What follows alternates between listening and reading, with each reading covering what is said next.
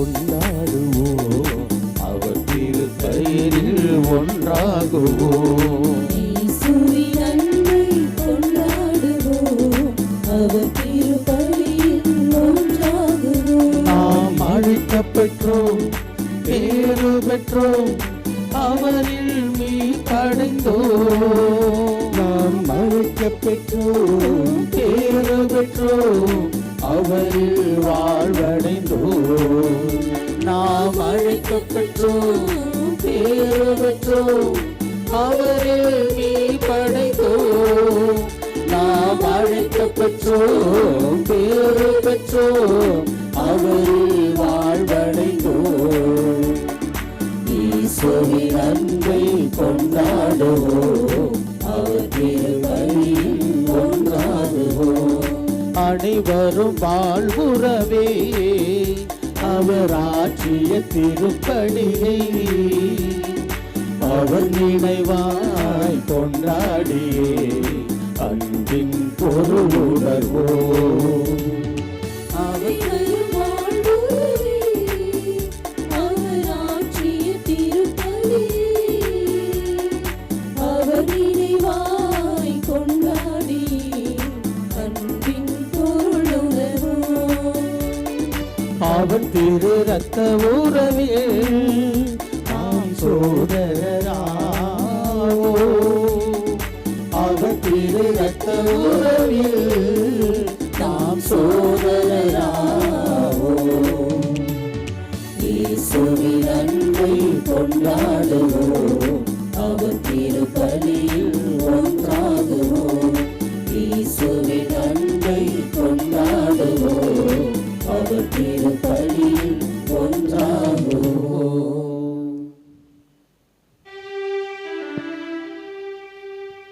தந்தை மகன் தூயாவியாரின் பெயராலே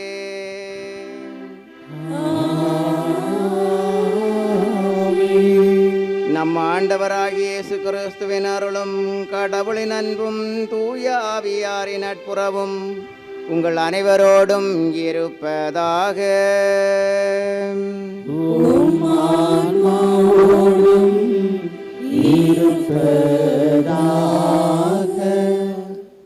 அன்னையின் அன்பு பக்தர்களே, இத்திருப்பலியானது ஆலயத்தில் கூடியிருக்கும் பக்தர்களின் கருத்துகளுக்காகவும் ஜெயா ப்ளஸ் தொலைக்காட்சி, திருத்தல இணையதளம் மற்றும் அனைத்து சமூக ஊடகங்களின் வழியாக பங்கெடுக்கும் பக்தர்களுடைய கருத்துகளுக்காகவும், இன்றைய நாளின் ஒளிபரப்பிற்கு உதவி செய்த நன்கொடையாளர்களுடைய குடும்ப கருத்துகளுக்காகவும், நேற்று திருப்பலி எழுதி வைத்தவருடைய கருத்துகளுக்காகவும் ஒப்புக் கொடுக்கப்படுகிறது.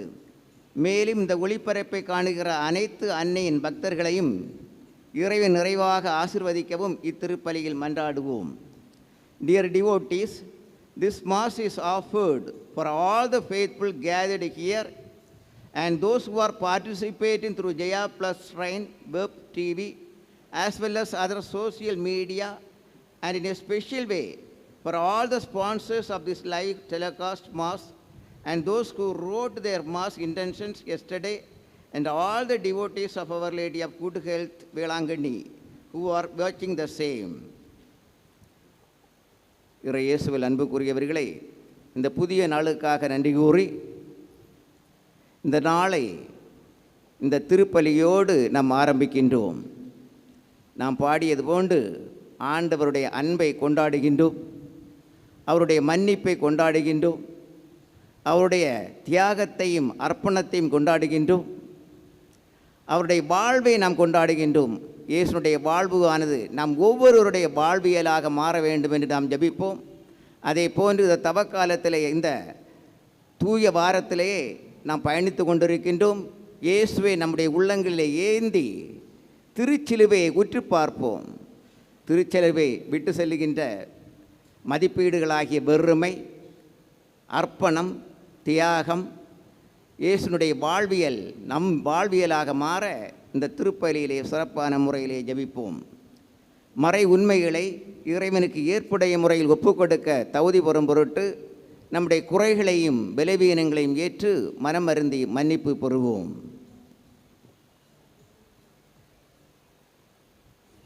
எல்லாம் அல்ல இறைவனிடமும் சகோதர சகோதரிகளே, உங்களிடமும் நான் பாவியனை ஏற்றுக்கொள்கின்றேன். ஏனெனில் என் சிந்தனையாலும் சொல்லாலும் செயலாலும் கடமையில் தவறியதாலும் பாவங்கள் பல செய்தேன். என் பாவமே, என் பாவமே, என் பெரும் பாவமே.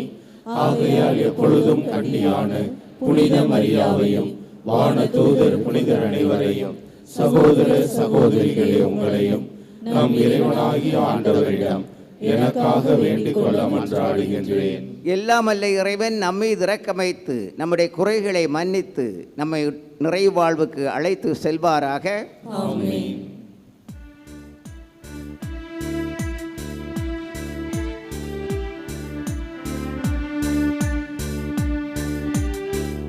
ஆண்டவரே இரக்கமாயிரும். ஆண்டவரே இரக்கமாயிரும். கிறிஸ்துவே இரக்கமாயிரும்.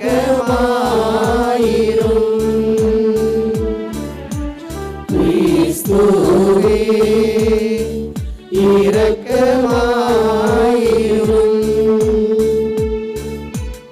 ஆண்டவரே இரக்கமாயிரும்.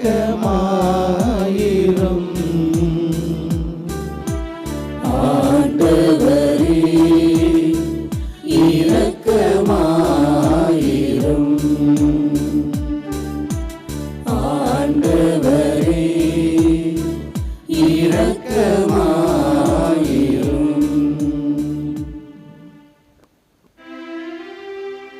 மன்றாடுவோமாக.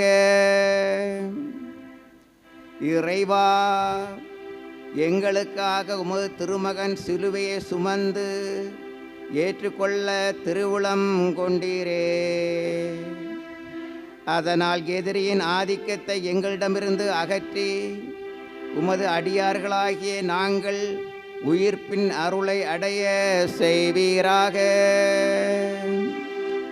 உம்மோடு தூய ஆவியாரின் ஒன்றிப்பில் இறைவனாய் என்றென்றும் வாழ்ந்து ஆட்சி செய்கின்ற எங்கள் ஆண்டவரும் உமது திருமகனுமாகிய அதே கிறிஸ்து வழியாக உம்மை மன்றாடுகின்றோம்.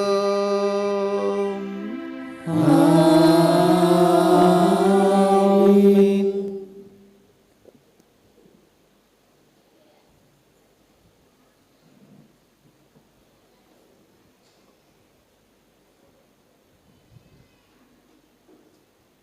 முதல் வாசகம். இறைவாக்கினர் எசாயா நூலிலிருந்து வாசகம். நலிந்தவனை நல்வாக்கால் ஊக்குவிக்கும் அறிவை நான் பெற்றிட ஆண்டவராகிய என் தலைவர் கற்றோனின் நாவை எனக்கு அளித்துள்ளார். காலைதோறும் அவர் என்னை தட்டி எழுப்புகின்றார். கற்போர் கேட்பது போல் நானும் செவி கொடுக்க செய்கின்றார். ஆண்டவராகிய என் தலைவர் என் செவியை திறந்துள்ளார். நான் கிளர்ந்தெழவில்லை, விலகி செல்லவும் இல்லை. அடிப்போருக்கு என் முதுகையும் தாடியை பிடுங்குவோருக்கு என் தாடையையும் ஒப்புவித்தேன். நிந்தனை செய்வோருக்கும் காரி உமிழ்வோருக்கும் என் முகத்தை மறைக்கவில்லை. ஆண்டவராகிய என் தலைவர் துணை நிற்கின்றார். நான் அவமானம் அடையேன். என் முகத்தை கற்பாரை ஆக்கிக் கொண்டேன். இழிநிலையை நான் அடைவதில்லை என்றறிவேன். நான் குற்றமற்றவன் என எனக்கு தீர்ப்பு வழங்குபவர் அருகில் உள்ளார். என்னோடு வழக்காடுபவன் எவன்? நாம் இருவரும் எதிரெதிரே நிற்போம். என் மீது குற்றம் சாட்டுபவன் எவன்? அவன் என்னை நெருங்கட்டும்.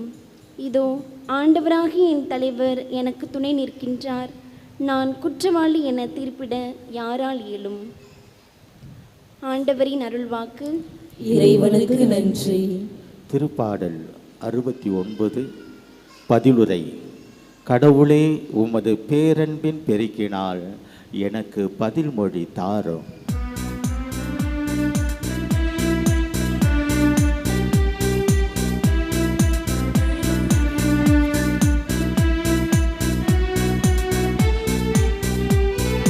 கடவுளே, உமது பேரன்பின் பெருக்கினால் எனக்கு பதில்மொழி தாரும். எனக்கு பதில்மொழி தாரும். கடவுளே உமது பேரன்பின் பெருக்கினால் எனக்கு பதில் மொழி தாரும், எனக்கு பதில் மொழி தாரும். ஏனெனில் உன் பொருட்டே நான் இழிவை ஏற்றே, வெட்கக்கேடு என் முகத்தை மூடிவிட்டது. என் சகோதரருக்கு வேற்று மனிதனானே, என் தாயின் பிள்ளைகளுக்கு அயலானானே. கடவுளே உமது பேரன்பின் பெருக்கினால் எனக்கு பதில் மொழி தாரும், எனக்கு பதில் மொழி தாரும். கடவுளே உமது பேரன்பின் பெருக்கினால் எனக்கு பதில் மொழி தாரும், எனக்கு பதில் மொழி தாரும். உமது இல்லத்தின் மீது எனக்கு உண்டான ஆர்வம் என்னை எரித்து விட்டது. உம்மை பழித்து பேசினவர்களின் பழிச்சொற்கள் என் மீது விழுந்தன. பழிச்சொல் என் இதயத்தை பிளந்து விட்டது, நான் மிகவும் வருந்துகிறேன். ஆறுதல் அளிப்பவருக்காக காத்திருந்தேன், யாரும் வரவில்லை. தேற்றிடுவோருக்காக தேடுகிறேன், யாரையும் காணவில்லை. கடவுளே உமது பேரன்பின் பெருக்கினால் எனக்கு பதில் மொழி தாரும், எனக்கு பதில் மொழி தாரும். கடவுளே உமது பேரன்பின் பெருக்கினால் எனக்கு பதில் மொழி தாரும், எனக்கு பதில் மொழி தாரும்.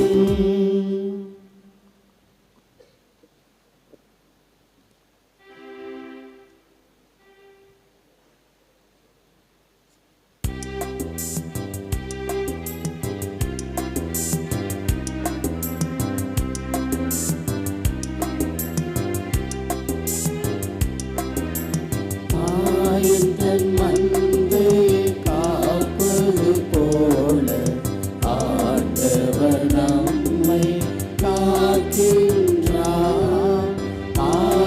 தன் மந்தையை காப்பது போல ஆண்டவர் நம்மை காக்கின்றார். எங்கள் அரசரே போற்ற பெருக, எங்கள் குற்றம் கண்டு இரக்கம் கொண்டவர் நீர் ஒருவரே.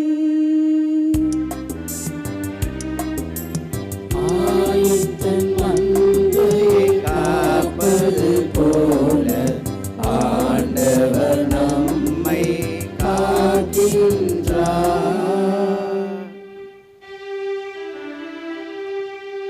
ஆண்டவர் உங்களோடு இருப்பாராக.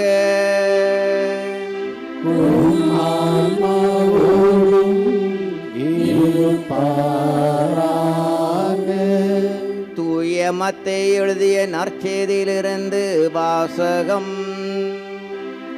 ஆண்டவரே மாட்சி உமக்கே. மத்தேயு எழுதிய நற்செய்தி அதிகாரம் 26 இறை வசனங்கள் 14 25 முடிய.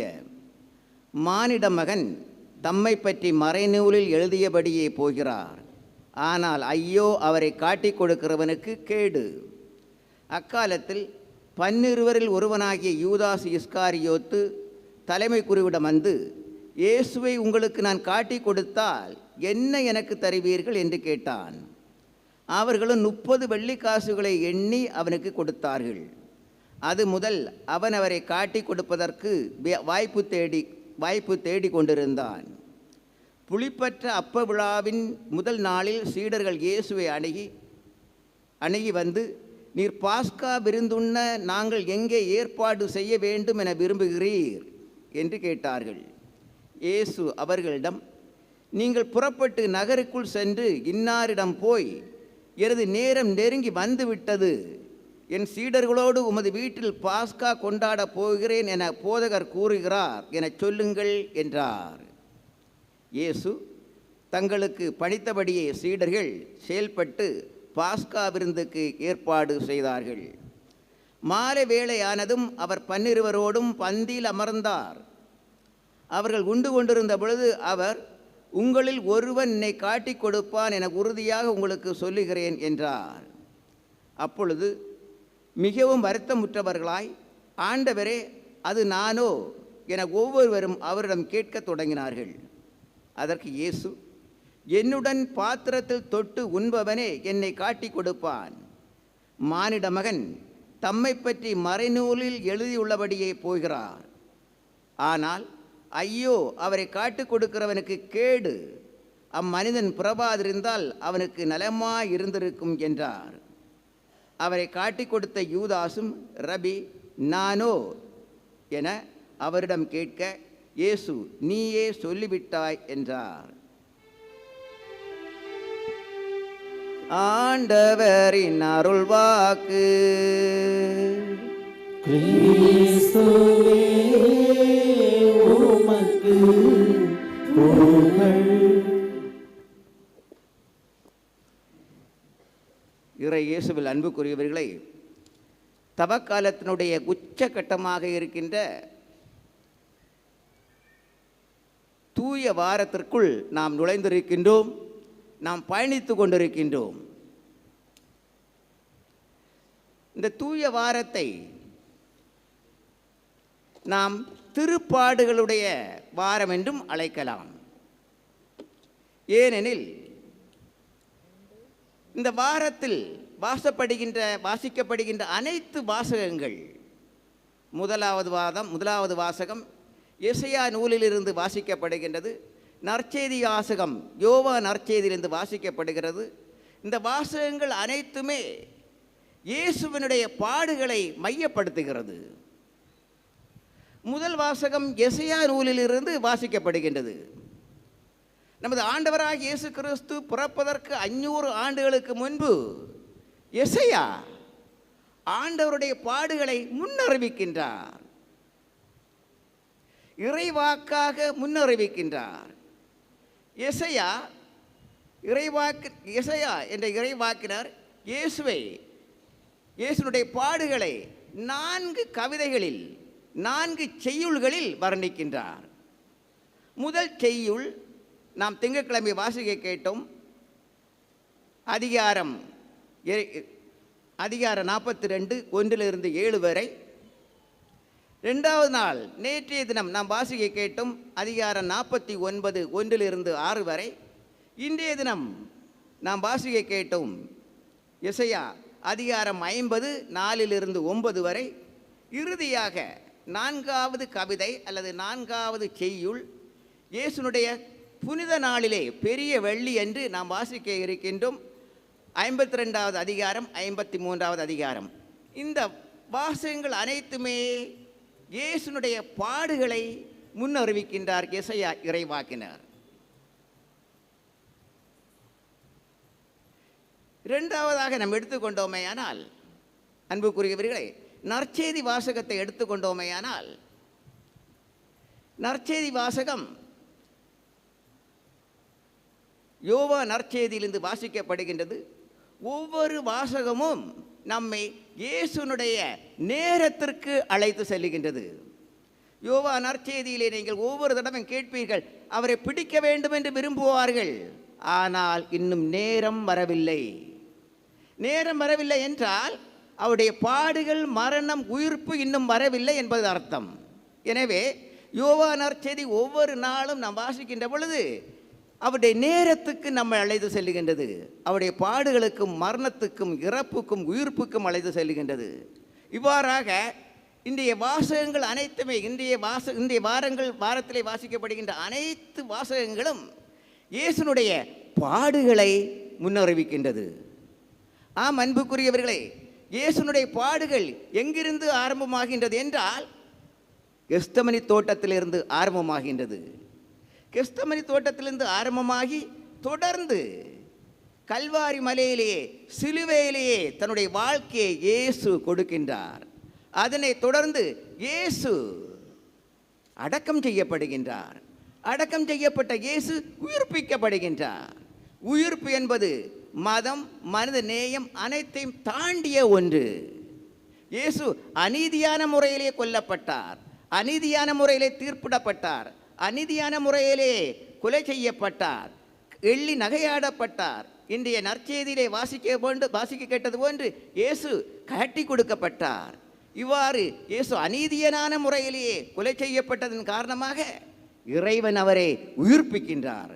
தந்தையாம் இறைவன் இயேசுவுக்கு வெகுமதி அளிக்கின்றார். அன்புக்குரியவர்களே, இவ்வாறாக இந்த பாடுகளுடைய வாரமானது இயேசுனுடைய துக்கத்தை பற்றி, அவருடைய பாடுகளை பற்றி நாம் சிந்தித்து கொண்டிருக்கின்றோம், தியானித்து கொண்டிருக்கின்றோம். இயேசுனுடைய மரணமானது ஒரு வரலாற்று உண்மை. எனவேதான் எல்லா நற்செய்தியாளர்களும் 4 நற்செய்தியாளர்களும் ஏக மனதாக தங்களுடைய நற்செய்திகளே அவருடைய மரணத்தை, பாடுகளை குறிப்பிடுகின்றார்கள். அதே போன்று தூய பவுலடிகளாரும் தங்களுடைய கடிதத்திலேயே இயேசுனுடைய பாடுகளை அழுத்தம் திருத்தமாக கூறுகின்றார்.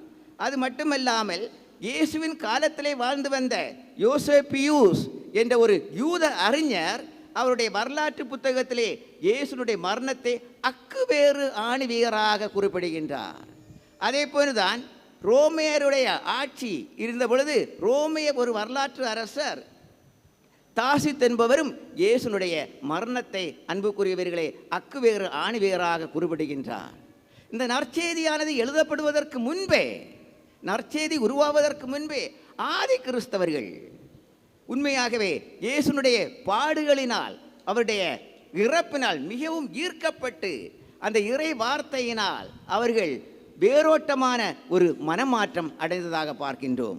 ஆம் அன்புக்குரியவர்களே, இன்றைய முதல் வாசகமானது எசையா நூலிலிருந்து வாசிக்கப்பட்டது. மூன்றாவது கவிதை என்று கூறுகின்ற பொழுது எசையா இறை ஊழியன் இயேசுவை பற்றி பேசுகின்றார். இயேசு இறை ஊழியன் மட்டுமல்ல, இயேசு துன்புறும் ஊழியன். தந்தையாகிய இறைவன் இயேசுவை ஒரு துன்புறும் ஊழியனாகவே இந்த உலகிற்கு அனுப்பி இருக்கின்றார். இயேசுனுடைய காலத்திலேயே யூதர்கள் நினைத்தார்கள், ஒரு மெசியாவுக்காக அவர்கள் காத்திருந்தார்கள். அவர்கள் எப்படிப்பட்ட மெசியாவை எதிர்பார்த்தார்கள் என்றால், அந்த மெசியா ஒரு அரச மெசியாவாக இருப்பார். யூதர்களிடமிருந்து, அதாவது ரோமையரிடமிருந்து அனைத்து விதமான ஆட்சியையும் பிடித்து யூதர்களுக்கு வழங்குவார் என்று யூதர்கள் எண்ணிக்கொண்டிருந்தார்கள். சில பேர் எண்ணிக்கொண்டிருந்தார்கள், பிறக்க இருக்கின்ற மெசியா லேவியர் குடும்பத்திலே பிறப்பார், அல்லது குருகுலத்திலே பிறப்பார் என்று சில பேர் எண்ணிக்கொண்டிருந்தார்கள். வேறு சிலர் எண்ணிக்கொண்டிருந்தார்கள், இயேசு அரண்மனையிலேயே பிறப்பார், அரண்மனையில் பிறக்காவிட்டாலும் அரண்மனை சூழ்நிலையிலே பிறப்பார் என்று எண்ணிக்கொண்டிருந்தார்கள். ஆனால் தந்தையாகிய இறைவன் இயேசுவை ஒரு துன்புறும் ஊழியனாக இந்த உலகிற்கு அனுப்புகின்றார். இயேசு எவ்வாறு அரசாட்சியை கட்டி எழுப்புகின்றார் என்றால், பணத்தினாலோ அல்ல, பணபலத்தினாலோ அல்ல, அல்லது அரசியல் அதிகாரத்தினாலோ அல்ல, தர்க்க எழுப்பினால், தியாகத்தினால், ஈடுபாட்டால், சிலுவையினால் இயேசு இறையாட்சியை, அன்புக்குரியவர்களை, கட்டி எழுப்புகின்றார். இதைத்தான் நாம் இன்று முதல் வாசகத்திலே எசையா கூறுகின்றார். எசையா என்ன கூறுகின்றார்? நிந்தனை செய்வோருக்கும் காரை உமிழ்வோருக்கும் எனது முகத்தை மறைக்கவில்லை என்று இயேசுவை முன்னறிவிக்கின்றார். ஆம் அன்புக்குரியவர்களை, நாம் பார்க்கின்றோம், நாம் சிந்தித்தோமையானால் அழகாக நீங்கள் வாசிக்க கேட்டீர்கள். கற்றோனின் நாவை எனக்கு அளித்துள்ளார், காலைதோறும் அவர் என்னை தட்டி எழுப்புகின்றார். ஆண்டவராகிய கடவுள் இயேசுவை காலைதோறும் தட்டி எழுப்புகின்றார். கற்போர் கேட்பது போல் நானும் செவி கொடுக்க செய்கின்றார். ஆண்டவராகிய என் தலைவர் என் செவியை திறந்துள்ளார். நான் கிளர்ந்தளவில்லை, விலகி செல்லவில்லை, தப்பித்து செல்லவில்லை. ஆண்டவராகிய இறைவன் இயேசுவை ஒவ்வொரு நாளும் அழைக்கின்றார். கால வேளையிலே அவருடைய இறை வார்த்தையை கேட்பதற்கு அழைக்கின்றார். இதைத்தான் நம் மார்க் நற்செய்தி அதிகாரம் 1:35 வசனத்திலே வாசிக்கின்றோம். ஒவ்வொரு நாளும் ஆண்டவராகிய இயேசு காலையிலே எழும்பி தனிமையான இடத்திற்கு சென்று என்ன செய்கின்றார்? ஆண்டவரோடு உறவாடுகின்றார், பேசுகின்றார், இறைவனுடைய திட்டத்தை தெரிந்து கொள்ளுகின்றார், இறைவனுடைய திட்டத்தை தெரிந்து அதை செயல்படுத்துகின்றார். இறைவனுடைய திட்டத்தை செயல்படுத்துவது எளிதான ஒன்று அல்ல, மிகவும் கடினமான ஒன்று. அது ஒரு கல்வாரி பயணம். நம் ஒவ்வொருவருக்கும் தெரியும், நாம் வாழுகின்ற சூழ்நிலையிலே இறை திட்டத்தை ஏற்றுக்கொள்வது கடினமான ஒன்று. அது ஒரு கல்வாரி பயணம். இயேசு அந்த இறை திட்டத்தை நிறைவேற்றுகின்றார். எதுதான் யோவான் நற்செய்தி 4வது அதிகாரம் 34வது வசனத்திலே ஆண்டவர் இயேசு கூறுவார், எனது உணவு ஆண்டவருடைய விருப்பத்தை நிறைவேற்றுவது. இயேசுனுடைய கடவுளுடைய விருப்பத்தை இயேசு தன்னுடைய உயிர் மூச்சாக நினைத்தார். இறை விருப்பத்துக்கு தன்னையே கடவுளுக்கு அடிபணிந்தார். அவர் பின்வாங்கவில்லை, இறைவனுடைய விருப்பத்திலிருந்து தப்பித்துக் கொள்ளவில்லை. தப்பித்துக் கொள்வது, நம்முடைய பொறுப்புகளிலிருந்து தப்பித்துக் கொள்வது அல்லது தட்டிவிடுவது உண்மையான உண்மையான ஆன்மீகம் இல்லை, அது ஒரு கோழைத்தனம். ஆண்டவர் கடவுளுடைய திட்டத்தை நிறைவேற்றுவதற்கு எல்லா விதமான துன்பங்களையும் துயரங்களையும் அனுபவிக்கின்றார். 3 முறை சிலுவையிலே பாதைகளை நாம் பார்க்கின்றோம். இயேசு கீழே விழுந்தார். கீழே விழுந்த இயேசு எழும்புகின்றார். இதுதான் நம்பிக்கை. தொடர்ந்து வாசிப்போம் அன்புக்குரியவர்களே. ஆண்டவராகிய என் தலைவர் துணை நிற்கின்றார். நான் அவமானமடையேன், என் முகத்தை கற்பாறை ஆக்கி கொண்டேன். இந்நிலையை நான் அடைவதில்லை என்று அறிவேன். நான் குற்றமற்றவன் என எனக்கு தீர்ப்பு வழங்குபவர் அருகில் இருக்கிறார். ஆம் அன்புக்குரியவர்களே, இயேசு குற்றமற்றவர். நான் கூறியது போன்று குற்றமற்றவர், எந்ததொரு தவறுமே செய்யாதவர். எனினும் அநீதியான முறையிலே கொலை செய்யப்பட்டதன் காரணமாக இறைவன் அவரோடு இருக்கின்றார். இறைவன் அவரோடு இருந்து அவரை உயிர்த்தெழச் செய்கின்றார். புனித பவுலடிகளார் கூறுவது போன்று இயேசு ஆண்டவர் தன்னுடைய பொறுப்புகளை செய்வதற்கு அவர் தயங்கவில்லை. ஆண்டவருடைய அருகாமையை, ஆண்டவருடைய நெருக்கத்தை இயேசு ஆண்டவர் உணர்ந்ததாக நாம் பார்க்கின்றோம். ஆம் அன்புக்குரியவர்களே, நாமும் அன்றாட வாழ்க்கையிலேயே இறை ஊழியர்கள். நாம் ஒவ்வொருவரும் இறை ஊழியர்கள். பெற்றோர்களாகிய நீங்கள் ஒவ்வொருவரும் இறை ஊழியர்கள். பல நேரங்களிலே நமது ஆண்டவராகிய இயேசு கிறிஸ்துவினுடைய துன்பத்தை நீங்கள் அனுபவிக்கின்றீர்கள்.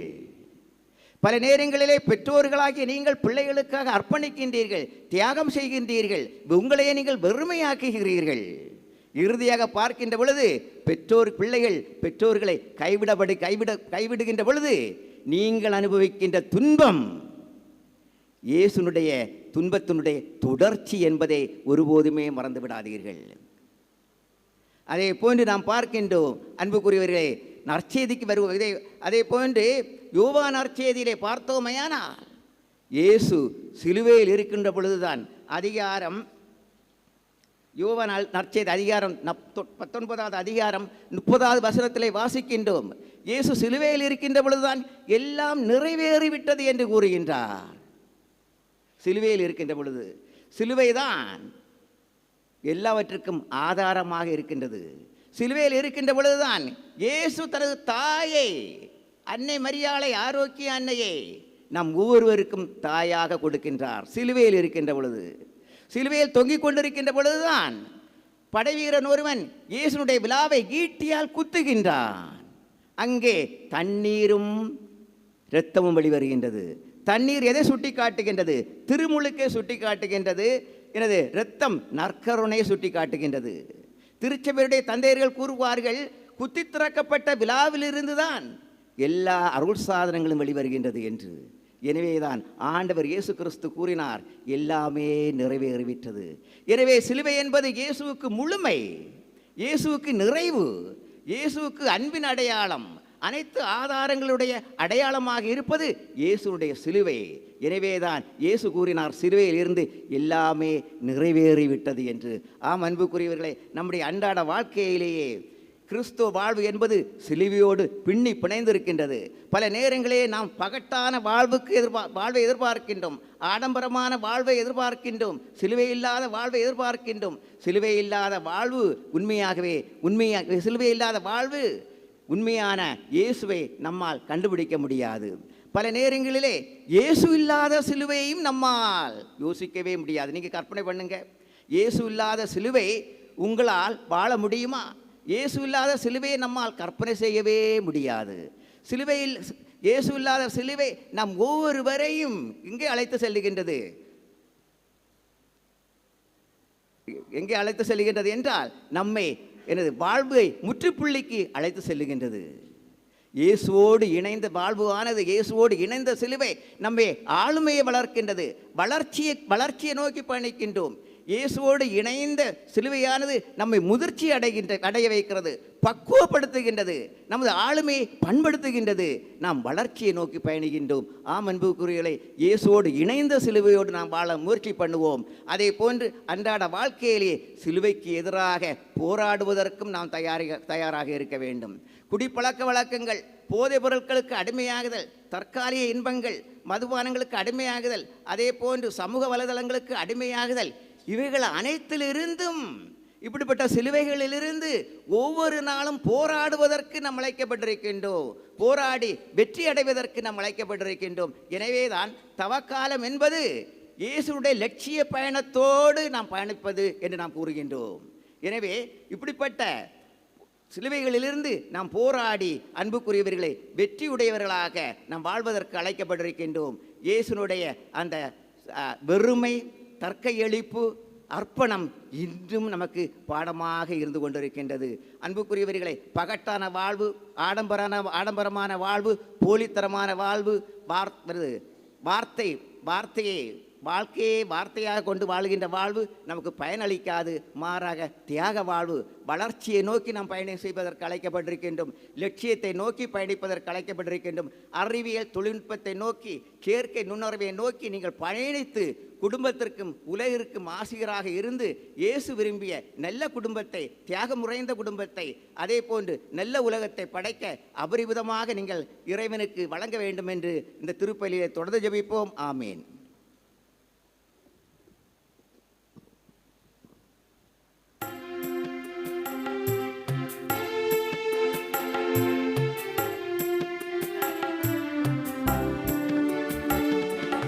பலியாகும் நேரம் மீது பலி பொருளாக நானும் வந்தேன். பலியாகும் நேரம் மீது பலி பொருளாக நானும் வந்தேன். உன் பாதம் சரணடைந்தேன், அருளேந்தி என்னை தந்தேன், என்னை நீ ஏற்றிடுவாய். பலியாகும் நேரம் மீது பலி பொருளாக நானும் வந்தேன். பலியாகும் நேரம் மீது பலி பொருளாக நானும் வந்தேன். சகோதர சகோதரிகளை, என்னுடையது உங்களுடையதுமான இப்பலி எல்லாம் வல்ல தந்தையாகிய இறைவனுக்கு ஏற்றதாகும்படி ஜெபியுங்கள். பெயரின் புகழ்ச்சிக்காகவும் ஆட்சிக்காகவும் நமது நன்மைக்காகவும் புனித திரு அவை அனைத்து நலனுக்காகவும் உமது கையிலிருந்து இப்பலியை ஏற்றுக்கொள்வாராக. ஆண்டவரே, நாங்கள் உமக்கு ஒப்புக் கொடுக்கும் இக்காணிக்கை கனிவுடன் ஏற்றருள உம்மை வேண்டுகின்றோம். உமது திருமகனுடைய பாடுகளின் மறை நிகழ்வை கொண்டாடும் நாங்கள் அதன் புனித பயன்களை பெற்றுக்கொள்வோமாக. எங்கள் ஆண்டவராகிய கிறிஸ்து வழியாக உம்மை மன்றாடுகின்றோம்.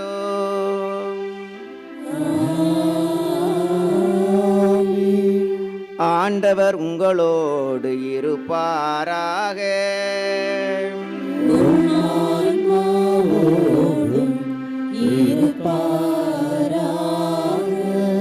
இதயங்களை மேலே எழுப்புங்கள். ஆண்டவரிடம் எழுப்பியுள்ளோம். நம் இறைவனாகிய ஆண்டவருக்கு நன்றி பாடுவோம்.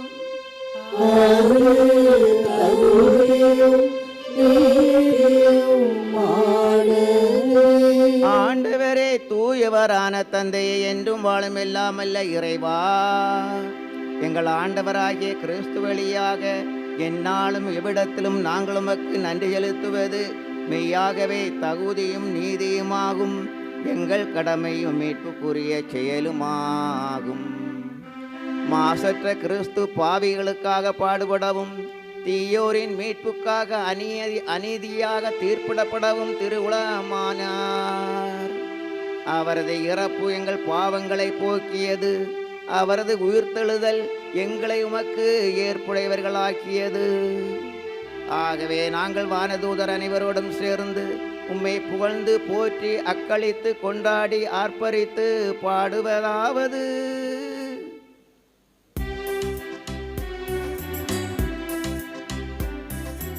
தூயவர் தூயவர் தூயவர் வான்படைகளின் கடவுளாம் ஆண்டவர்.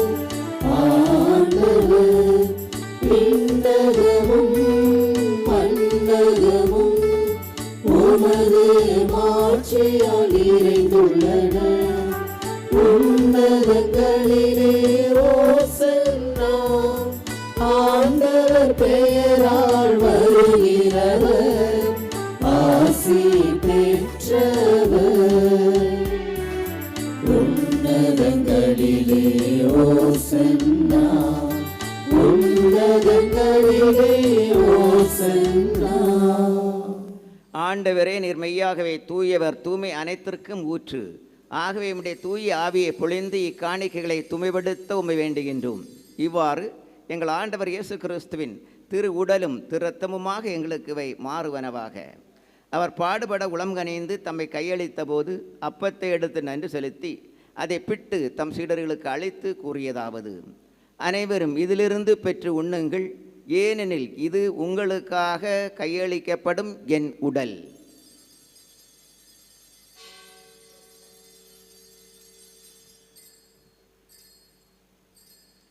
அவ்வண்ணமை இரவு விருந்தை அருந்திய பின் கிண்ணத்தையும் எடுத்து மீண்டும் உமக்கு நன்றி கூறி தம் சீடர்களுக்கு அளித்து அவர் கூறியதாவது: அனைவரும் இதிலிருந்து பெற்று பருகுங்கள், ஏனெனில் இது புதிய நிலையான உடன்படிக்கைக்கு உரிய என் இரத்தத்தின் கிண்ணம். இது பாவ மன்னிப்புக்கென்று உங்களுக்காகவும் பலருக்காகவும் சிந்தப்படும். இதை என் நினைவாக செய்யுங்கள்.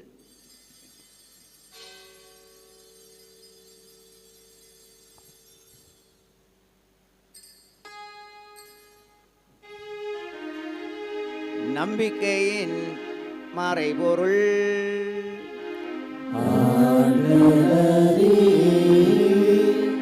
நீர் வருமளவும் உமது இறப்பினை அறிக்கையிடுகின்றோம், உமது உயிர்ப்பினை எடுத்துரைக்கின்றோம். ஆகவே ஆண்டவரே, நாங்கள் கிறிஸ்துவின் இறப்பினையும் உயிர்ப்பினை நினைவுகூர்ந்து வாழ்வு தரும் அப்பத்தை மீட்பளிக்கும் கிண்ணத்தையும் உமக்கு ஒப்புக் கொடுக்கின்றோம். உமது திருமுனின்று ஊழியம் புரிய தகுந்தவர்களை எங்களை ஏற்றுக்கொண்டீர். எனவே நாங்கள் உமக்கு நன்றி செலுத்துகின்றோம். மேலும் கிறிஸ்துவின் உடலிலும் இரத்தத்திலும் பங்கு கொள்ளும் எங்களை தூய ஆவியார் ஒன்று சேர்க்க வேண்டுமென உம்மை தாழ்மையுடன் மன்றாடுகிறோம். ஆண்டவரே, உலகெங்கும் பரவியிருக்கும் திரு அவையை நினைவுகூர்ந்தருளும். எங்கள் திருத்தந்தை பிரான்சிஸ், எங்கள் மறை மாவட்டத்தினுடைய ஆயர் சாயராய் தம்புராஜ், எல்லா திருநிலையினராகிய அனைவரோடும் உமது திரு அவை அன்பில் நிறைவுபெற செய்தருளும்.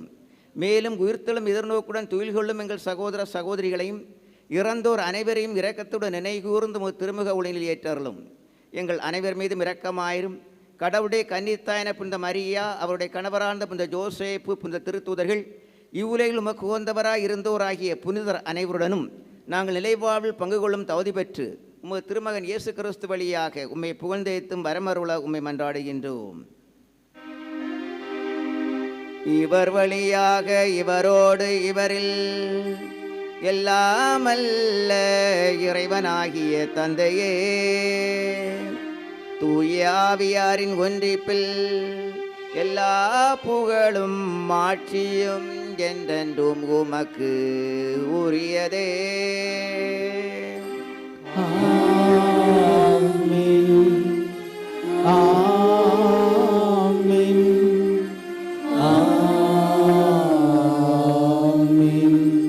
மீட்பரின் கட்டளையால் கற்பிக்கப்பட்டு இறைபடிப்பினையால் பயிற்சி பெற்ற நாம் துணிந்து பாடுவோம்.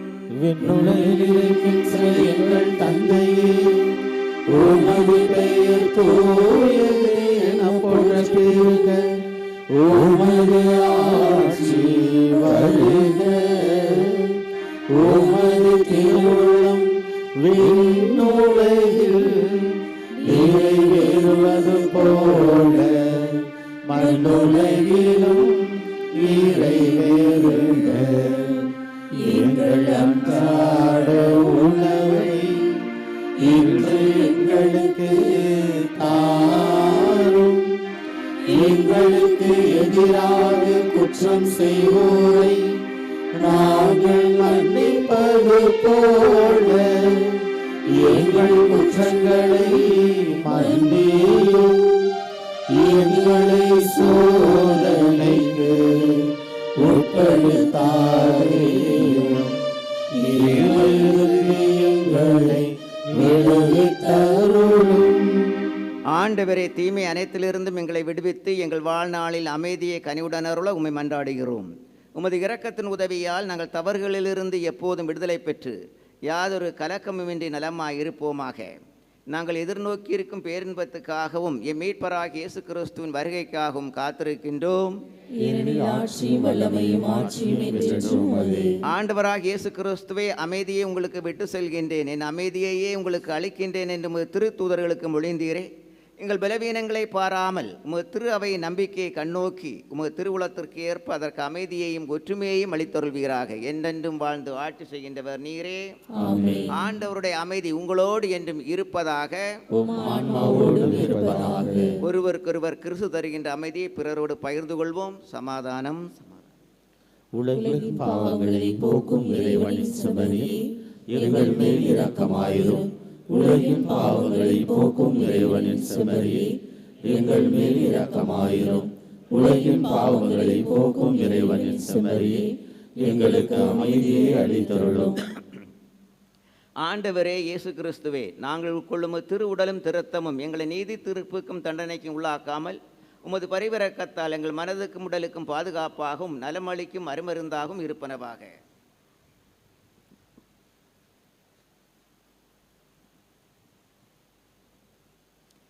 இதோ நமது ஆண்டவராகிய இயேசு கிறிஸ்து என்றென்றும் வாழ்ந்து கொண்டிருக்கின்றவர். நம் ஒவ்வொருடைய அன்புக்காகவும் கல்வாரி மலையிலேயே நொறுங்குண்டு பலியானவர். இவருடைய திருவிருந்துக்கு அழைக்கப்பட்ட நாம் ஒவ்வொருவரும் பேறு பெற்றோர். நான் தகுதியற்றவன், ஆனால் ஒரு வார்த்தை மட்டும் சொல்லி அருளும், எனது ஆன்மா நலமடையும்.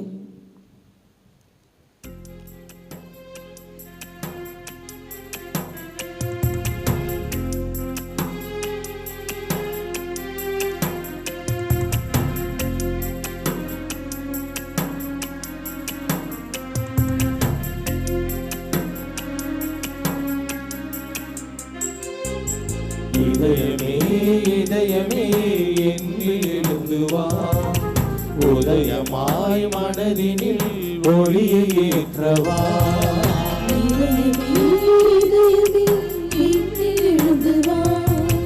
உதயமாய் மனதினில் ஒளியை ஏற்றவா.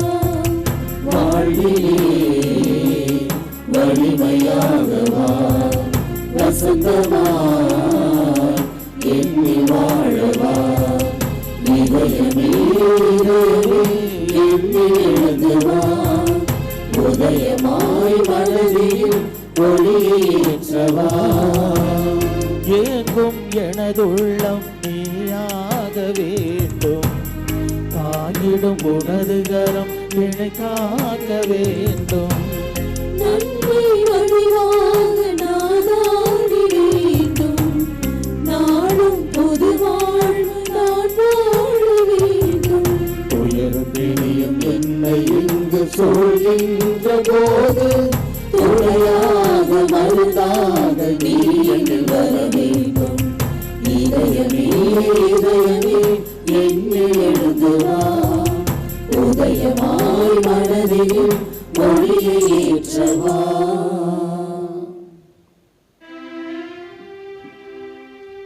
நன்றியோடு மன்றாடுவோமாக. எல்லாமல்ல இறைவா, எங்கள் உள்ளத்து உணர்வுகளை வலுப்படுத்தி அருளும். இவ்வாறு வணக்கத்துக்குரிய மறை நிகழ்வுகள் குறித்து காட்டும் உமது திருமகனுடைய இம்மை சாவால் எங்களுக்கு நீர் முடிவில்லா வாழ்வு தந்துள்ளீர் என நம்புவோமாக. எங்கள் ஆண்டவராகிய கிறிஸ்து வழியாக உம்மை மன்றாடுகின்றோம். ஆண்டவர் உங்களோடு இருப்பாராக.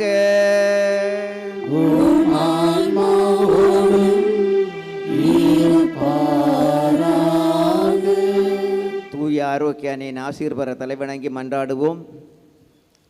ஆற்றலும் அன்புமிக்க இயேசுவை கையில் ஏந்தி காலமெல்லாம் கடலோரம் காத்திருக்கும் இந்த ஆரோக்கிய அன்னையை இப்பேராலயத்தில் கூடியிருக்கும் பக்தர்கள் மற்றும் இணையதளம் சமூக ஊடகங்கள் வழியாக பங்கேற்கும் அனைவரையும் ஆசீர்வதியும். இவர்களுடைய மனம் சோர்ந்து போகும் பொழுது பால்கார பாலகனின் பால் குடத்தை பொங்க செய்தது போல இவர்களுடைய மனங்களையும் மகிழ்ச்சியால் பொங்க வையும். இவர்கள் தோல்வியால் தோண்டு போகும் பொழுது நடக்க இயலாத சிறுவனை நடக்க வைத்தது போல இவர்களையும் எழுந்து நடக்க வையும். இவர்கள் துன்பக்கடலில் தத்தளித்து தடுமாறும் பொழுது போர்ச்சுகீசிய மாலுமிகளை கரை சேர்த்தது போல இவர்களையும் கரை சேர்த்தரலும். வரம் பெற்று தரும் இந்த ஆரோக்கிய அன்னையின் ஆசீர் உங்களோடு என்றும் தங்குவதாக. May Jesus touch you and heal you through the loving hands of his dear mother, Our Lady of Velankanni. எல்லாமல்ல இறைவன் தந்தை மகன் தூய ஆவியார் உங்களை ஆசீர்வதிப்பாராக.